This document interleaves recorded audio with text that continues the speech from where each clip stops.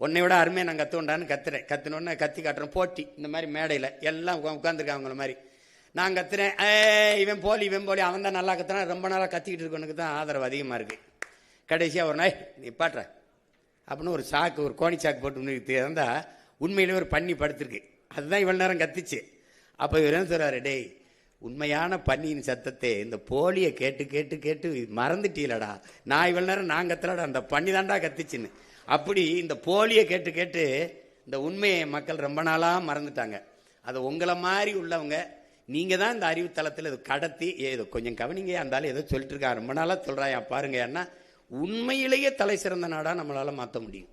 அது ஒன்றும் பெரிய வேலை இல்லை. அவரவர் வாழ்விடத்தில் நீங்கள் ஒரு சணல்னு ஒன்று இருக்குது, ஹெம்ப்னு ஒரு செடி, சனப்பு, அதிலிருந்து நான் எவ்வளவு நம்ம மேம்பட முடியும் பொருளாதாரத்தில். கார் தயாரிச்சுக்கலாம், பெட்ரோல் தயாரிச்சுக்கலாம், செங்கல் அதில் எடுத்துக்கலாம், மழை போய் நொறுக்க வேண்டியதில் எல்லாமே அதில் தயாரிக்க முடியும். அதை வளர்க்குறதுல என்ன உனக்கு பிரச்சனைன்னு கேட்குறேன்.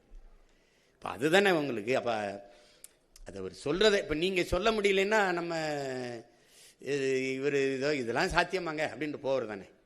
இப்போ நீங்கள் ஆடு மாடு மேய்க்கிறது உங்களுக்கு அவமானம்னா நான் அப்போ நீங்கள் நபிகள் மேய்ச்சிருக்காரு, கிருஷ்ண பரமாத்மா மேய்ச்சிருக்காங்க, இயேசு இறைமகன் இயேசு மேய்ச்சிருக்காங்க. அப்போ 3 பேரையும் நீங்கள் அசிங்கப்படுத்துறீங்க, அப்படிதான் அர்த்தமாகுது. தமிழ் மெய்யியல் அப்படிங்கிற ஒரு விஷயத்துல வந்து பாத்தீங்கன்னா நீங்க இந்து சமய அறநிலைத்துறை அப்படிங்கிற பேரை மாத்தி தமிழர் அறநிலையத்துறைன்னு பேர் வைப்போம் அப்படின்னு குறிப்பிட்டிருக்கீங்க. குறிப்பா தமிழிலும் வழிபாடு செய்யலான்னு இப்ப இருக்குது, தமிழ்ல மட்டும்தான் வழிபாடு செய்வோங்கிறீங்க. அப்ப இந்துங்கிற பேரையும் நீக்குவீங்க, சமஸ்கிருத மந்திரங்களை ஓதக்கூடிய வாய்ப்பையும் வந்து முழுமையா நீங்க வந்து ஒழிப்பீங்கன்னு சொல்ல வரீங்களா? இல்ல, என் இறைக்கு முன்னாடி நீங்க இன்னொரு மொழியில நீங்க வழிபடணும். என் மொழி புரியாதவன் எனக்கு எப்படி இறைவனா இருக்க முடியும்? நீங்க கிறிஸ்தவ வந்து இது சொல்றாங்க, அங்க பள்ளிவாசல்ல சொல்லி இந்த கேள்வியெல்லாம் கேட்கக்கூடாது. அது என் இறையில் அந்த மார்க்கம் வந்து அரேபியாவிலிருந்து வந்ததை நான் என் மக்கள் ஏற்றுக்கொண்டார்கள். அவங்க இன்னும் வந்து வழிபாட்டை தவிர அந்த வாங்க ஒளியை தவிர மீதி எல்லாமே தமிழில் தான் சொல்லுவாங்க. நான் எத்தனை திருமணங்களுக்கு சாட்சியா நின்று கையெழுத்திட்டு இருக்கேன். புரியுதா உங்களுக்கு? ஒருவருக்கொருவர் அன்பு கொண்டு நயசித்து அப்படிதான் பேசுவாங்க. நீங்கள் அவன் வந்து முதல்ல கிறிஸ்தவ மதத்தை பரப்ப முடியல, அவன் லத்தீன் ஸ்பானிஷ்லாம் சொல்லிட்டு இருந்தான். கடைசியாக என்ன பண்ணுறா, அவனவன் தாய்மொழியில் வழிபடலாம்னு சொன்ன பிறகு பரலோகத்திற்கு எங்கள் பிதாவேன்னா உம்முடைய ராஜ்யம் வருகன்னா அதை பின்னாடி தமிழ் மீது பற்றுக்கொண்ட இளம் குருமார்கள் வரும்போது விண்ணுலகில் இருக்கும் என் தந்தையை உம்முடைய அரசு வருக. புரியுதா உங்களுக்கு? தூய தமிழுக்கு வந்துட்டான். பதாசுதன் பரிசுத்தாவியை தூக்கிட்டு தந்தை மகன் தூயாவின்னு வந்துட்டான். நீ என் இறை நக்கீரா உன் தமிழோடு சற்று விளையாடவே நான் வந்தேன்னு சொன்ன சிவன் அவ்வையே உன் தமிழில் பருகவே நான் வந்தேன்ங்கிற சொல்ற முருகப்பெருமானுக்கு முன்னாடி நீ என் தமிழில் ஏன் சொல்லலை? எனக்கு திருப்புறங்கள் இருக்கு, திருமுருகாற்றுப்படை இருக்கு, பட வேண்டியதானே, பக்தி திருமுத்து பட வேண்டியதானே. சொல்லுங்க, என்ன நமச்சிவாய வாழ்க நாதன் தாழ்வாழ்க இமைப்பொழுதும் என் நெஞ்சில் நீங்காதான் தாழ்வாழ்க பாட முடியாதா? ஆகமமாய் நின்று அன்னிப்பான் தாழ்வாழ்க பாட முடியாதா? இப்போ எதுக்கு தேவாரம் திருவாசம்லாம் எதுக்கு இருக்கு? திருவாசத்துக்கு உருவாதார், ஒரு வாசத்துக்கு உருவாதார். திருவாசத்தை மொழிபெயர்த்த சீ போப்பு அழுதுட்டு போயிட்டான். நீ என்ன உங்களுக்கு பிரச்சனை? என்ன உங்களுக்கு பிரச்சனை? என் இறைக்கு முன்பு என் மொழியில் வழிபடணும், அதுதானே முக்கியம். அது சொல்றதுல உங்களுக்கு என்ன பிரச்சனை? யார் வேணாலும் அர்ச்சகராகலாம்ங்கிறதுல பிரச்சனை இல்லை. என் அன்னை தமிழில் அர்ச்சனை இருக்கணுங்கிறதா எனக்கு பிரச்சனை. நீங்க அதுதான் முதன்மையானது. அங்க ஏன் ஆளு உட்கார்ந்துட்டு அங்கேயும் போய் சமஸ்கிருதத்தில் சொல்லானா அதுக்கு அவங்களே சொல்லிட்டு போயிடலாமே. விளங்குதா?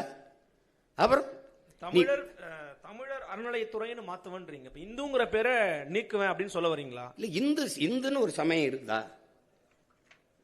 இது கூட்டு பொரியல் அவியல் சாம்பார் மாதிரி எல்லாம் சேர்த்து சாப்பாடு மாதிரி.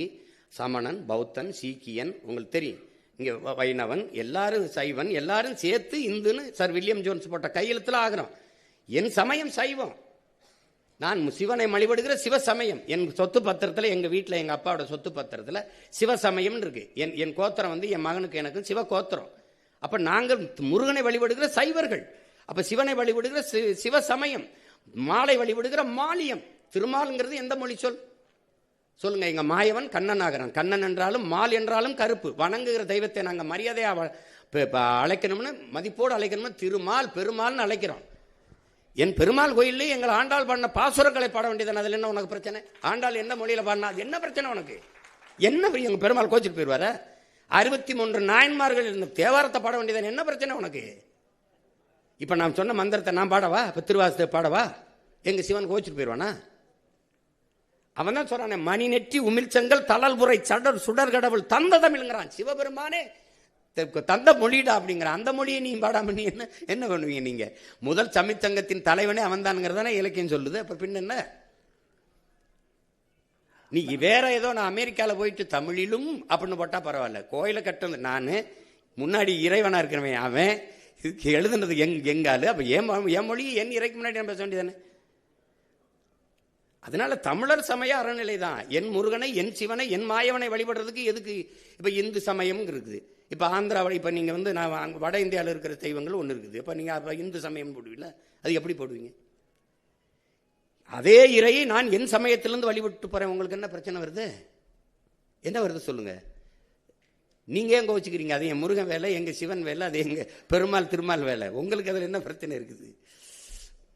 அண்ணா சார், அண்ணா அண்ணா